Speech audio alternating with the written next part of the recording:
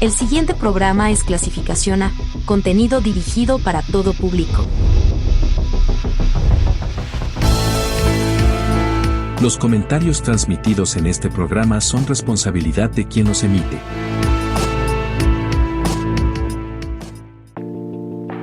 CICESE para Todos. Un programa del Centro de Investigación Científica y de Educación Superior de Ensenada, Unidad Tepic. Aquí conocerás las investigaciones sobre tecnologías de la información y comunicación. CICESE para Todos. Por una cultura científica, CICESE para Todos.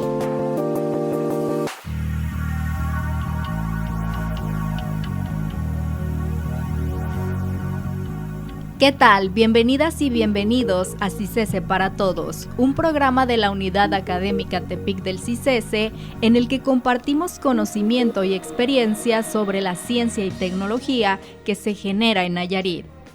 Mi nombre es Marileidy Arbizu y hoy estamos acompañados por el Dr. José Agustín Almaraz Damián, investigador en el CICESE Tepic.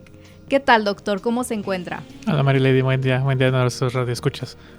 ¿Está feliz de regresar al programa? Sí, ya hacía bastante que no veníamos. Que no lo teníamos aquí en el programa. Exactamente, claro.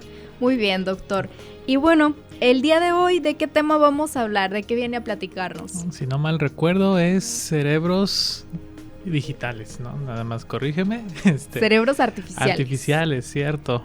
Bueno. ¿Y por qué nos va a hablar de este tema? Cuéntenos, doctor. ¿Cuál es su relación con este tema? Bueno, dentro de mi investigación estamos haciendo no cerebros tal cual, sino al contrario, hacemos neuronas, que es una parte esencial del cerebro, como bien lo saben. Y vaya, lo que está atendiendo actualmente la industria y la investigación es ese mito, ¿no? Ese hito, ¿no? Tratar de construir un cerebro artificial, ¿no? ¿Cómo podría ser? ¿Cómo podríamos verlo? ¿Cómo podríamos entenderlo? ¿Y cómo podríamos entender cosas de nuestra misma naturaleza humana? Muy bien. Uh-huh. Es un tema complicado y creo que hay que irlo aprendiendo, claro, por pausas, desmenuzándolo.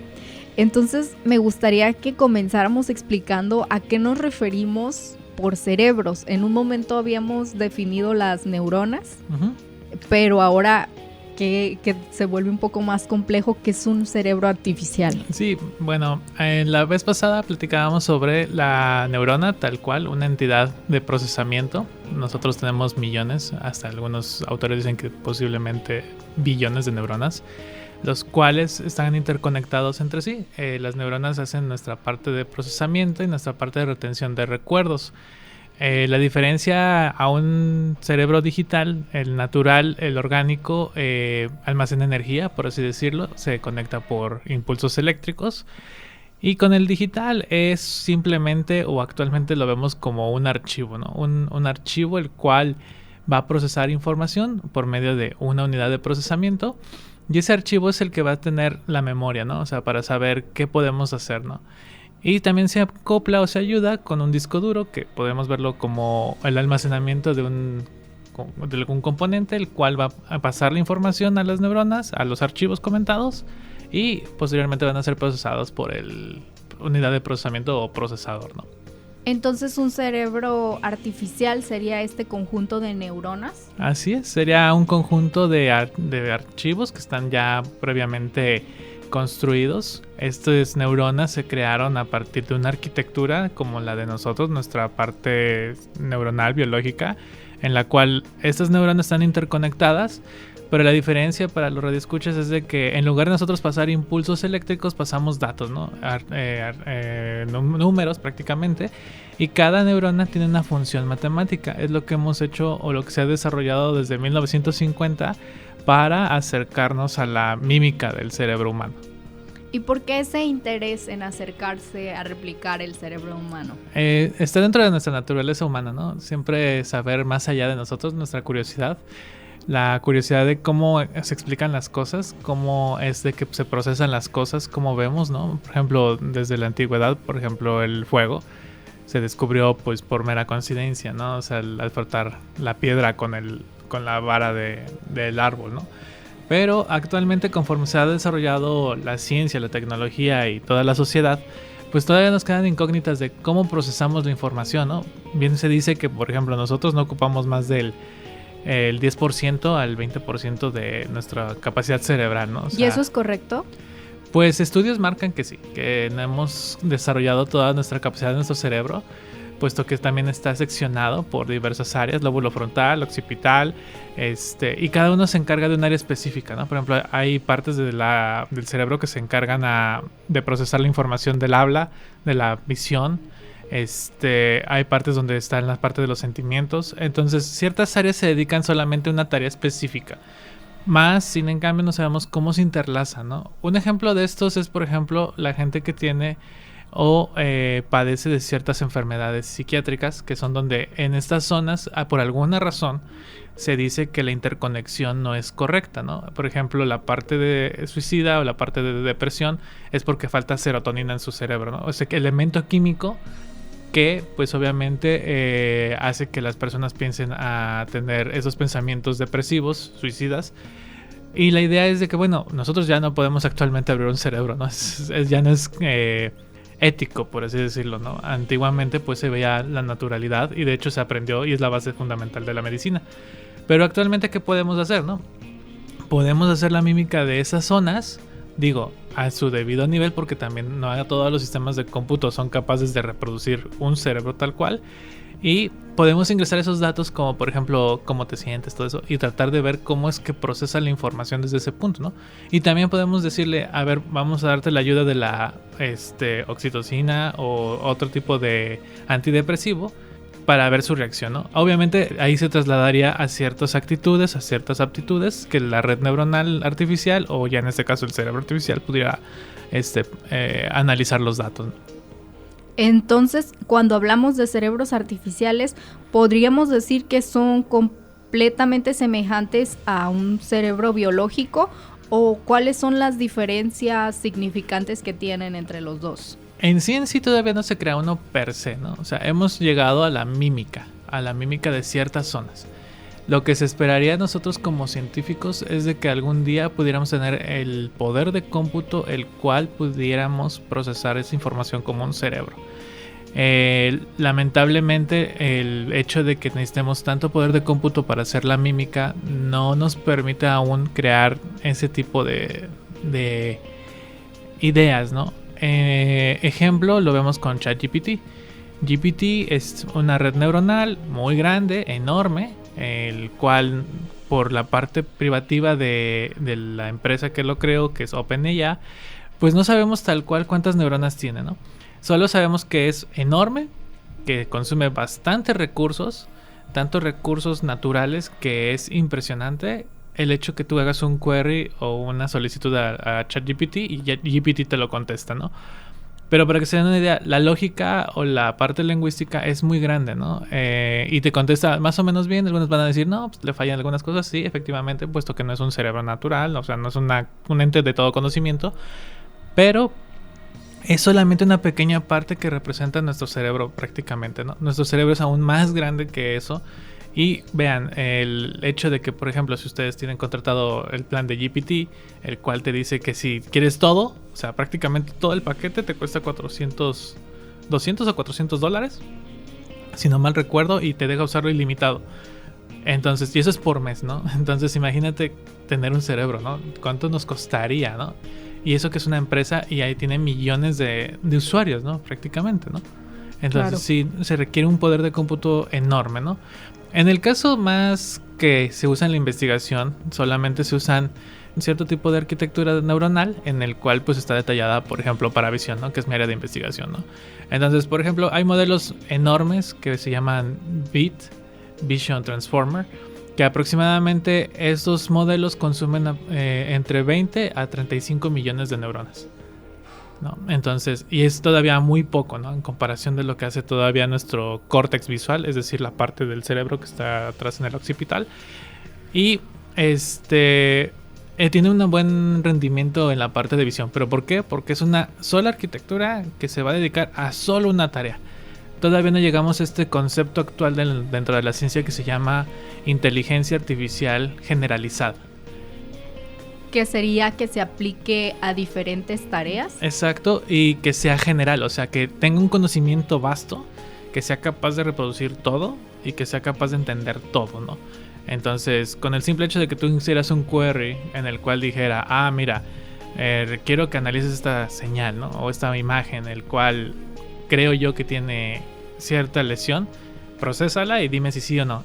Y la idea es de que la inteligencia artificial te diera todos los datos, tanto médicos, basados en la imagen, y todavía te obtuvieras más cosas al respecto.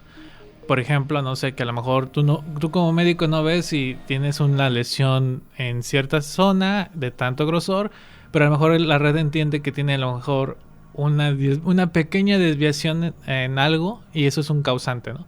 Entonces, tú te vas a dar cuenta de nuevo conocimiento. Otro caso, ¿no? Que esa misma red sea capaz de procesar señales financieras sin reentrenarse, sin procesar datos, ¿no? O sea, eso es a la parte que quiero llegar, ¿no? Que una sola red, como nosotros los humanos hacemos, porque por ejemplo nosotros hacemos más de una tarea, ¿no? Ese mito de que no podemos hacer más de una tarea, y además comúnmente se dice vulgarmente o coloquialmente que los hombres no podemos hacer más de una tarea. No, de hecho sí hacemos más de una tarea, ¿no? Estamos respirando, procesando, analizando, etc.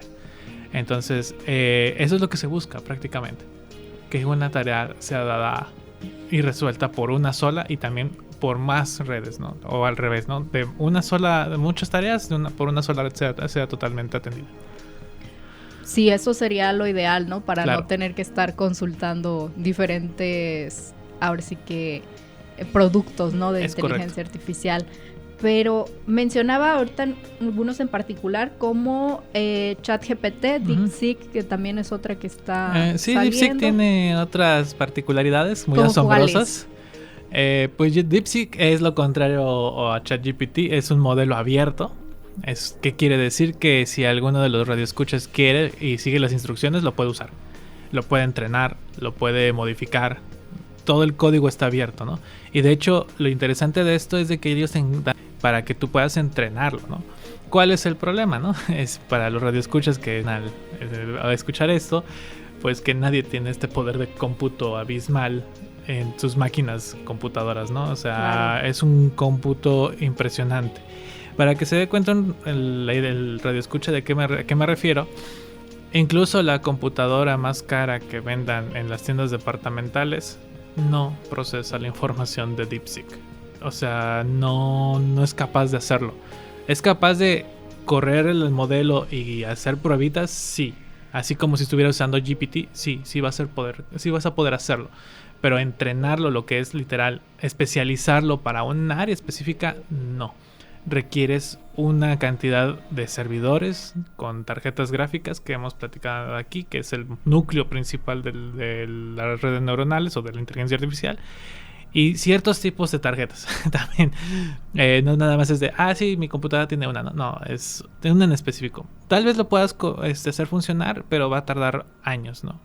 Literalmente años en procesar. ¿Qué hacen GPT o qué hace DeepSeek o qué hace Gemini? Tienen centros de computadoras enormes en los cuales pues puedes procesar la información sin problema alguno, ¿no? Pero son enormes, ¿no? Y se sabe ahora que tienen un gasto energético enorme, ¿no? Claro. Considero que esta es una implicación ética que debería tratarse, ¿no? Respecto a esta tecnología.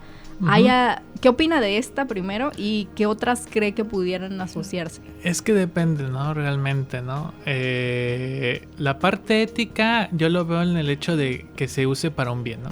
Desde mi punto de vista, ¿no? Particular, ¿no? ¿Bien en qué sentido? Pues para ofrecer un servicio, un apoyo al humano, que es la idea de la ciencia, ¿no? No comercializarse, pues eso ya debe de entrar un ente que lo regule prácticamente. Desconozco dentro de nuestra legislación actual, tanto de Nayarit como de México, qué ente podría hacerlo. Pero el consumo energético en particular, más bien yo creo que ese es un problema real de la ciencia, ¿no? O sea, todavía no llegamos a ese punto donde podamos decir, ¿sabes? Tengo este modelo que puede procesar información y no consume más de, no sé, ¿no? Voy a poner un número muy tonto, 1 watt de potencia, ¿no? Que trasladado en consumo energético para el radioescucha es como si gastara 2 pesos de su recibo de luz, ¿no? No, la realidad no es esa. La realidad es que, por ejemplo, estos modelos como GPT, DeepSeek, Gemini, en cada entrenamiento consumen aproximadamente 100,000 kilowatts. Y lo habíamos mencionado, ¿no? Que es prácticamente lo de una presa a full o hidropresa a full específicamente. Eso lo consumen al momento de ser entrenados, no cuando nosotros estamos utilizando. Exacto. Cuando estamos entrenando, eso es lo que consume. Cuando estamos ya infiriendo o haciendo las pruebas o haciendo la consulta, en teoría nada más consume entre 200 a 600 watts por consulta. Dependiendo de qué tan compleja le pongas la consulta, ¿no? Por ejemplo, actualmente no sé si han visto el botón que dice razonamiento. Sí. Ahí donde dice razonamiento, ahí es donde ocupa el full de la inferencia, que prácticamente se puede disparar hasta un kilowatt, de consumo energético. Lo de una plancha encendida en un momento. Oh. No, pues es que se oye muy poquito, pero si a la larga es...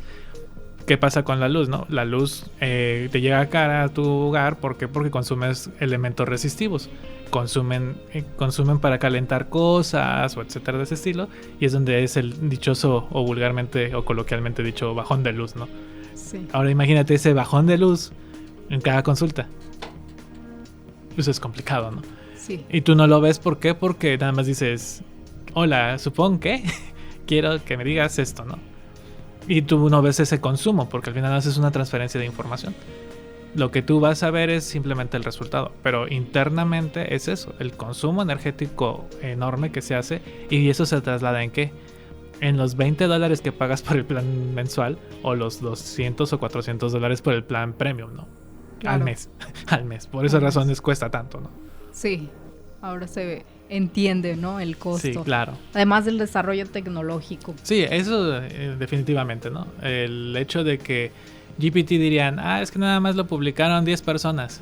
Sí, pero hay más personas detrás de esos 10 científicos que lo hicieron, ¿no? Sí, así es. Y esta es una aplicación que podemos ver ya muy, por así decirlo, cotidianamente. Uh-huh. ¿Qué otros ejemplos de cerebros artificiales podemos encontrarnos en la vida cotidiana? ¿O estos son más dentro del área de investigación? No, reitero, todavía no se llega al punto de un cerebro per se. O sea, tal cual no hay un cerebro, no existe.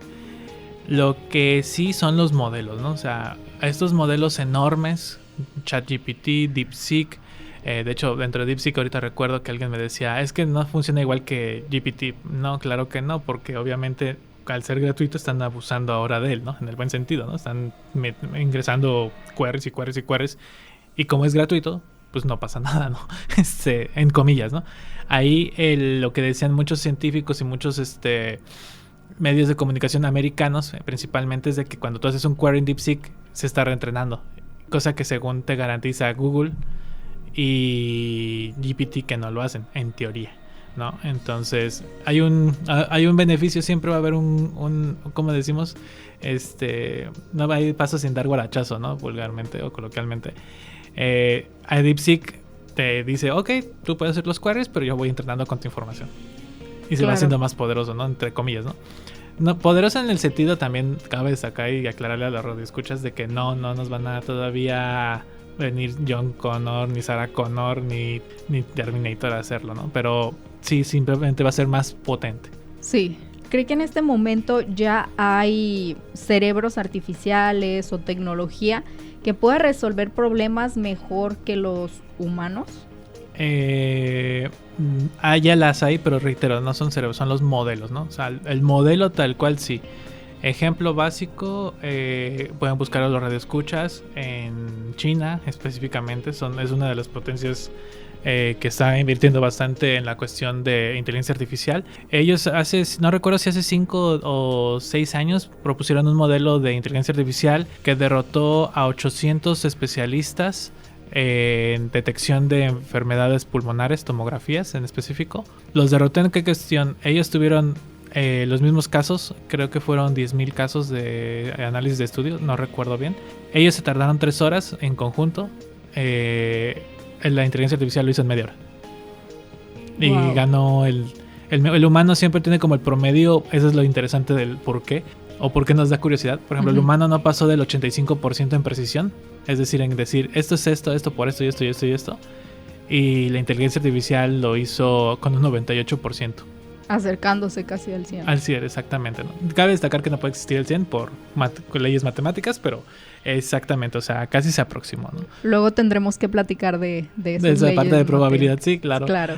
Y sí, o sea, ese es un ejemplo claro, ¿no? O sea, por eso es la curiosidad de por qué nosotros, dentro de nuestro libre albedrío y cosas del estilo, hay un punto donde decimos dónde estamos fallando, ¿no? O por qué fallamos, ¿no? ¿Será nuestra curiosidad? ¿O será nuestra forma de decisión? Porque la red neuronal no aprende decisiones, ¿no? O sea, no es un ente que diga, puede que me equivoque, ¿no? Sino es 0 o es 1, punto. Claro. Y acá hay algo más subjetivo, ¿no? Siempre Exacto, sí. dentro Nuestra de las naturaleza personas. misma, claro. Y en ese sentido, ¿cree que las máquinas los modelos puedan Ujú. resolver problemas complejos de forma creativa, como lo hace un ser humano? ¿O todavía no se puede hablar de creatividad en los modelos? Es que la parte de nosotros de creatividad, por ejemplo, está un modelo muy viejito, a lo mejor, si ustedes lo buscan, hasta se van a espantar, se llama Deep Dream. Fue un modelo propuesto por Google en su debido momento. Y Deep Dream lo que hacía era pasabas las imágenes y te las creaba con cierto estilo. Ejemplo, Van Gogh, ¿no? Y se veían todas como una alucinación. Como si se pusiera a alguien con drogas y creativo a pintar, ¿no? Pero ese modelo, lo curioso de esto es de que era un modelo que se llama dentro de nosotros modelo generativo o una red generativa antagónica, ¿no? En español, hagan de cuenta que es un modelo que crea la imagen y hay otra red neuronal no siamesa, no a la par, y le dice, ¿sabes qué? Eso no es, no, pues no. Pues vuelve a crearla, ¿no? Y vuelve a crearla, y vuelve a crearla. Así hasta que logra la perfección. Al final, ya volviéndonos muy matemáticos, es un modelo de probabilidad en el cual busca que una distribución se parezca a otra distribución. Entonces la comparación es infinita, ¿no? O sea, hasta que se aproxima y dice, esa ya es la correcta, te entrego el modelo, ¿no? Por eso ahora, eso es lo que ya dominó muy bien ciertos modelos, ¿no? Lo vemos como Dalí. Que Dalí lo que hace es, tú le pones el prompt, ¿no? ¿Sabes qué? Quiero a X persona montada en un camión en tal lado y te crea la imagen. Sí. Y lo hace, ¿no? O sea, y le puedes decir, quiero que lo hagas ahora con estilo victoriano, o quiero que lo hagas con estilo tal, o quiero que lo hagas así, y te lo cree.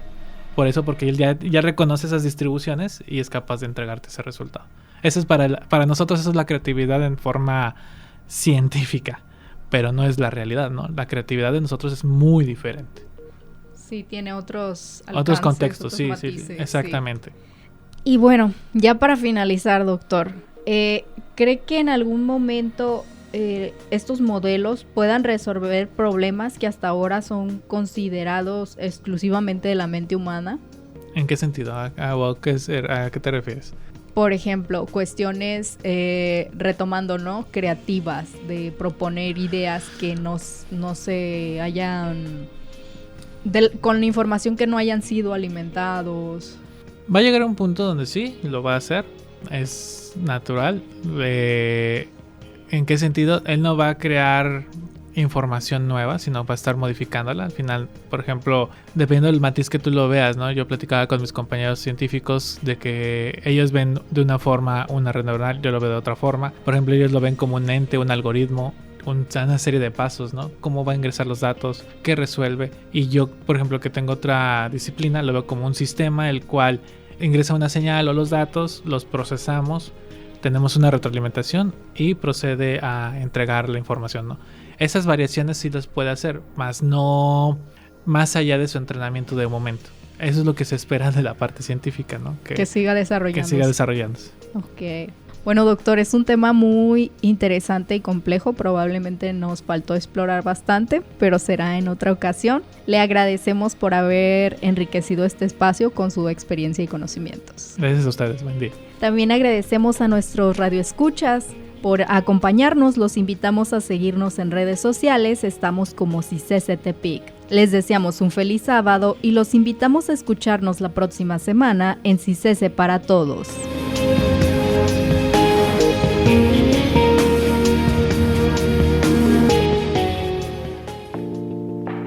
CICESE para Todos.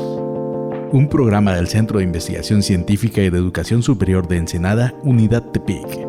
Aquí conocerás las investigaciones sobre tecnologías de la información y comunicación. CICESE para Todos. Por una cultura científica, CICESE para Todos.